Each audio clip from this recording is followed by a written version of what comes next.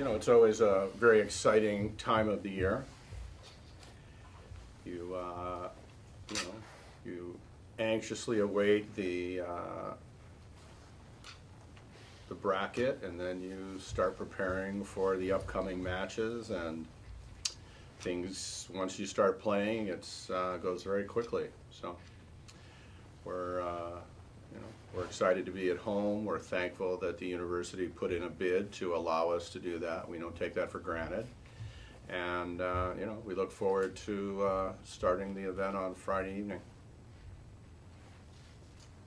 How much easier is it on the players to have that home, to be at home for this part of the season before, while you're competing for vying for national championship? Well, I think it's beneficial. I think some teams probably play better on the road than they do at home because there's less distractions on the road. But in our case, last weekend was a really tough trip. You're playing two teams that were ranked in the top 7 or 8 in the country for most of the season, with sold-out gyms, and getting back at 3:30 in the morning. So those aren't the sort of things that you would say, if I had to script it out right before the NCAA tournament, this is how I would do it. So I think the one good thing is that we're home now. There's some teams that are traveling today because they play Thursday. So had we been in a situation like that, it would have been even more challenging. But again, I think being at home has some benefits. Everybody's familiar with things. There's always the impact of a crowd, but still, it's how you play, not who you play. Coach, the way the team played last weekend on the road in 2 tough environments, is that the way that you want your team to be playing right now headed into tournament? Well, I mean, those are 2 really good teams with great personnel in certainly challenging environments. Minnesota had only lost 1 match at home, and I think Wisconsin maybe had only lost 2 matches at home. So to be able to compete like that, and certainly to bounce back, we lost the first game against Wisconsin, and then lost the 3rd game against Minnesota. I thought we showed some good resilience, and we had different people step up in different ways. I thought Ali Franti passed really well. Haley Washington continues to hit at a really high clip. And Tori played really well against Minnesota. So it's a collective effort. We can't really depend on 1 or 2 people. People can look at the stat sheet and say it's it's Haley and Simone, but those are just 2 of the players that carry a heavy load. Other people carry heavy loads as well. Do you sense a difference in the way that this team has played this year versus last year? Obviously, basically the same starters, maybe a little different scheme. But Yeah, the system's a little different, and I just think that maybe the level of maturity's different. Kendall White's a sophomore, playing a lot better than she played as a freshman. She played as hard as a freshman as she did as a sophomore.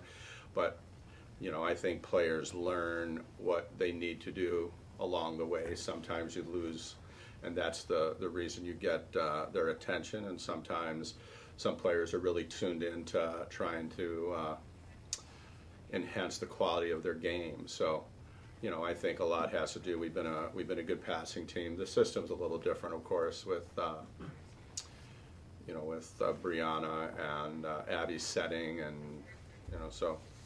But it's a collaborative effort for sure. It's but there's 3 seasons, so I've always felt that way. I'm responsible for the preseason schedule. Then the conference gets to pick the conference schedule, and then the NCAA committee picks the NCAA bracket.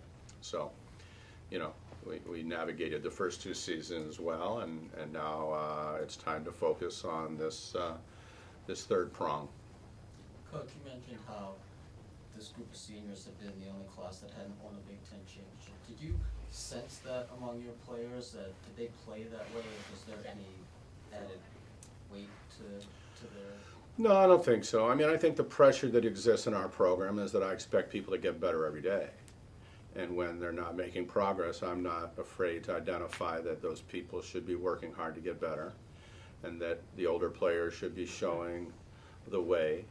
And you know, if somebody has a bad day, I'm not opposed to taking them out and letting somebody else go in there and you know, take their spot for a little bit of time. So I don't really think so. I mean, I think there was some disappointment with how they played at the end of the year. I mean, last year they had a chance to you know, to win a match that they didn't, and the year before that I thought we didn't play well against Hawaii. And you know, it is what it is. You know, I don't ever think it's players not caring. I think it's, you know, a lot of caring is preparing and being committed to what you have to do all the time instead of just fast forwarding to the calendar. You know, I think there's some students on campus that they take a class and they see that they don't have to go to class and they're just ready to take the exams because they already took the class in high school and they're ready to move on. And you know, sports unfortunately isn't like that. You know, you get judged every weekend, and you know, you're exposed out there in front of your family and peers, and all of the teams care. I mean, I haven't looked at it, but I would think all of the teams in the NCAA tournament have won 6 matches in a row. So if that's the case, you know, there's a lot of people that can get hot and win games. Can they win all 6 games and compete for the final championship? You know, that's to be determined.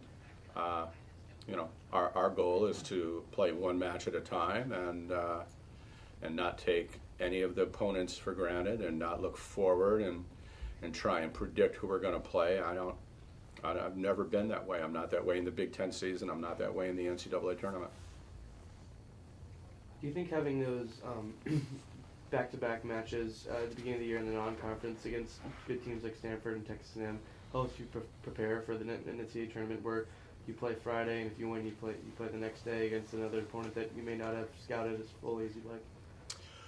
Well, certainly, I mean, the Stanford A&M was more of a unique one because we played Stanford on a day when A&M had the day off. And then we played them earlier the next day, and I thought we were tired after a really tough match with Stanford. But A&M was a very good team at home. I think more accurate to the question would be just the travel and demands of playing in the Big Ten. Not all of the sports play back-to-back days, but volleyball is one of those sports where you play back-to-back nights. So, you know, when that happens, it at least gives you a little better understanding of your body and what you need to do once you get to the NCAA tournament. Even though the final weekend has a day off in between, the regionals don't, the first rounds don't. And, you know, I think there's an advantage that the Big Ten teams have across the board because whether they were resilient or not, they were all exposed to the same demands. And as I said at the beginning of the year, I thought there were 6 or 7 teams in the Big Ten that could compete for the national championship. The problem is you could finish 6th or 7th in the conference and be at risk of losing your job, and yet you could get hot and win the championship. So that's you know, that's kind of the balancing act that some people have to really deal with, whether it's how they interact with their players or the administration or the fans or the media. All of those things come into play.